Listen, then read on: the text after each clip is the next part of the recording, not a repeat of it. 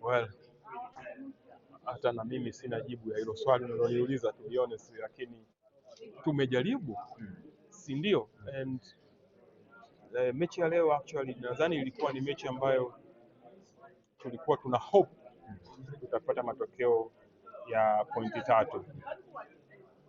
Mechi ilivyokuwa inaenda mpaka mwisho, still kulikuwa kuna nafasi ya kupata matokeo chanya, lakini vile vile tusisahau kwamba tulikuwa tunacheza na timu ambayo ingeweza pia kupata ushindi dhidi yetu, kwa sababu ukiangalia viwango vya timu zote mbili kulikuwa hakuna tofauti kubwa sana kiasi cha kusema kwamba hawa ni dhaifu tutaweza kuwafunga.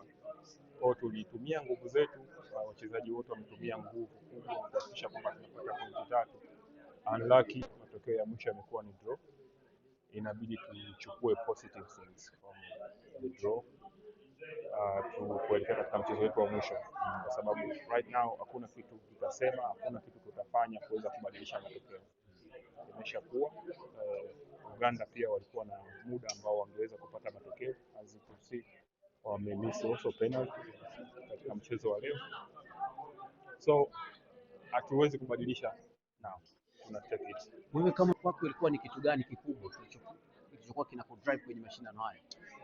Well, as you say, experience player actually nimerudi katika mashindano haya, ambacho kilikuwa kinanidrive ni jinsi gani nitaweza ku handle the stick to the young boys.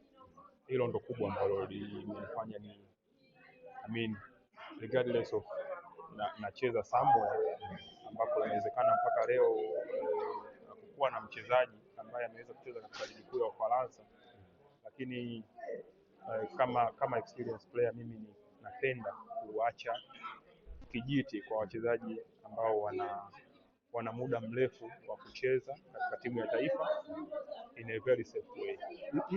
Muda wetu ni gumu kujibu hilo swali, lakini sioni kama nitaendelea kuwa na nguvu ya kuweza kuwa katika AFCON ijayo. So inawezekana mwalimu akanihitaji, lakini sidhani kama nitaenda kutumika zaidi kama AFCON 2 zilizopita. Azikusia hata leo nilianzia nje. Nadhani vijana it's their time now, wanatakiwa waichukue timu.